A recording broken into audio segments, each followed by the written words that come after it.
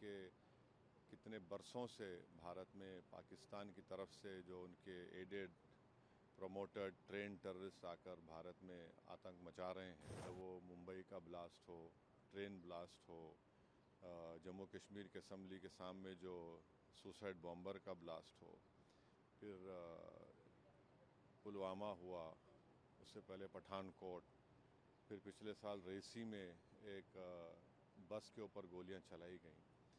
तो हमने बताया कि ये पूरा स्किट जिसमें ट्रेडमार्क्स पाकिस्तान का इन्वॉल्वमेंट इससे भी साबित होता है कि जो पहलगाम के टेररिस्ट अटैक के बाद टीआरएफ ऑर्गेनाइजेशन ने 2 मरतबा इंटरनेट के ऊपर उसको कबूल किया।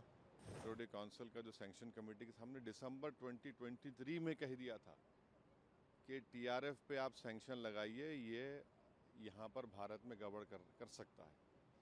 आज जो सुबह में हम बहरीन के डिप्टी पीएम हैं शेख खालिद बिन अब्दुल्ला अल खलीफा, फिर उसके बाद जो शूरा काउंसिल के चेयरमैन हैं हिज एक्सेलेंसी अली बिन सालेह अल सालेह, और फिर जो फर्स्ट डिप्टी स्पीकर हैं हिज एक्सेलेंसी अब्दुल नबी सलमान अहमद साहब के साथ और कौंसलर रिप्रेजेंटेटिव की हमारी मीटिंग हुई। बहुत अच्छी मीटिंग हुई। उसमें तमाम ग्रुप ने जो जय पांडा उसकी क़यादत कर रहे हैं, हमने भारत का पक्ष रखा। हमने उनको बताया कि कितने बरसों से भारत में पाकिस्तान की तरफ से जो उनके एडेड प्रमोटेड ट्रेन टेररिस्ट आकर भारत में आतंक मचा रहे हैं और कितने लोगों की जानें गई। हमने पूरे डेटा उनको दिया कि चाहे वो मुंबई का ब्लास्ट हो, ट्रेन ब्लास्ट हो, जम्मू कश्मीर के असम्बली के सामने जो सुसाइड बॉम्बर का ब्लास्ट हो, फिर पुलवामा हुआ, उससे पहले पठानकोट, फिर पिछले साल रेसी में एक बस के ऊपर गोलियां चलाई गईं। तो हमने बताया कि ये पूरा स्किट जिसमें ट्रेडमार्क्स पाकिस्तान के हैं। और एक बात हमने बताई कि जो टीआरएफ जो ये जो टेररिस्ट ऑर्गेनाइजेशन है, 1262 जो सिक्योरिटी काउंसिल का जो सैंक्शन कमेटी के सामने दिसंबर 2023 में कह दिया था कि टीआरएफ पे आप सैंक्शन लगाइए, ये यहाँ पर भारत में गड़बड़ कर सकता है। तो टीआरएफ के बारे में अभी से हमने बोला, दिसंबर 2023 से सरकार ने यूएन सिक्योरिटी काउंसिल को 1262 को सैंक्शन को बता दिया।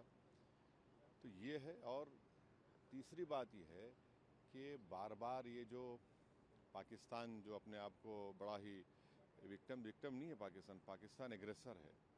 और हमने 15 अप्रैल को जो आसिम मुनीर की स्पीच हुई, जिन्होंने कश्मीर के बारे में जो बात कही, उसके बारे में हमने बताया। और फिर देखिए, पाकिस्तान का इन्वॉल्वमेंट इससे भी साबित होता है कि जो पहलगाम के टेररिस्ट अटैक के बाद टीआरएफ ऑर्गेनाइजेशन ने 2 मरतबा इंटरनेट के ऊपर उसको कबूल किया। और भारत सरकार ने, जो हमारे एक्सपर्ट्स ने, साइबर के एक्सपर्ट्स ने मालूम किया, तो वो तो पाकिस्तान के मिलिट्री कैंटोनमेंट के करीब से उन्होंने उसको इंटरनेट पे डाला। वो तो फुटप्रिंट्स निकल नहीं सकते। और तीसरे, हमारी देश की जो प्रीमियर इन्वेस्टिगेटिव एजेंसी एनआईए ने केस रजिस्टर किया है, तो इसमें पूरा इसका इन्वॉल्वमेंट है। और फिर भारत तरफ से जो एक्शन लिया गया, तो पहले उन 9 मुकामात को हमने निशाना बनाया जो यूनाइटेड नेशन के डेजिग्नेटेड टेररिस्ट ऑर्गेनाइजेशंस का ऑफिस है, और पाकिस्तान ने बेहूदगी की। तो फिर 9 और 10 को वो एयर बेसिस पर उनको सबक सिखाया गया। तो ऑल इन ऑल हम बता रहे हैं कि भारत तो चाहता ही नहीं है, मगर कंटिन्यूसली एक पड़ोसी मुल्क भारत में इंस्टेबिलिटी पैदा करना चाह रहा है, भारत में हिंदू मुस्लिम नफ़रतों को बढ़ाना चाह रहा है, और उन्हीं के पास से ये टेररिस्ट आते हैं, ये सब तमाशे करते हैं।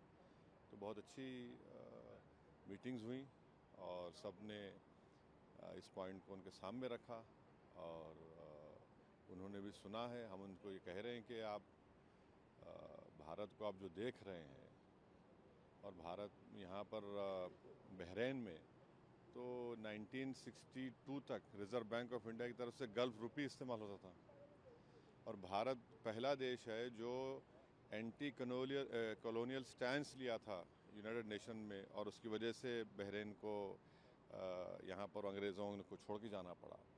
और हमने उनको बहरीन की हुकूमत को याद भी दिलाया कि 2018 और 22 में आप ही के एक बहरीनी डिप्लोमेट की वजह से पाकिस्तान को FATF ग्रे लिस्ट में डाला गया और एक आतंकवादी जो यहाँ पर छुपा हुआ था उसको 2015-16 में उन्होंने भारत सरकार के हवाले भी किया। तो हम उनसे कह रहे हैं कि मिडिल ईस्ट में FATF के मेंबर हैं और वो पाकिस्तान को दोबारा ग्रे लिस्ट में लेकर आए, क्योंकि जो फंड्स आ रहे हैं उसके ऊपर कोई रोक टोक नहीं है। और 2026-27 में बहरीन सिक्योरिटी काउंसिल का मेंबर भी होने जा रहा है, तो इस एतबार से भी ये बहुत अच्छा रहा। जिस तरह से टॉप लीडर से मुलाकात हुई, 2 दिन की बहरीन की विजिट ख़त्म होने वाली है, गवर्नमेंट की तरफ से, बहरीन गवर्नमेंट की तरफ से किस तरह का आश्वासन मिला? देखिए, हमने जो बातचीत की उन्होंने बड़ा अच्छा सुना, उन्होंने अपनी बातें भी रखी जो उनकी सरकार का ज़ाहिर अपना पक्ष रखे, हम अपनी सरकार की बात रखे। उनको बताए कि देखिए इनस्टेबल करने की जो कोशिशें की जा रही हैं भारत को, ठीक नहीं है और ना साउथ एशिया के लिए ठीक है, ना रीजन के लिए ठीक है, ना किसी के लिए भी ठीक है। तो उन्होंने भी कहा कि हम तो यहाँ पर करीब 7 लाख से करीब ज़्यादा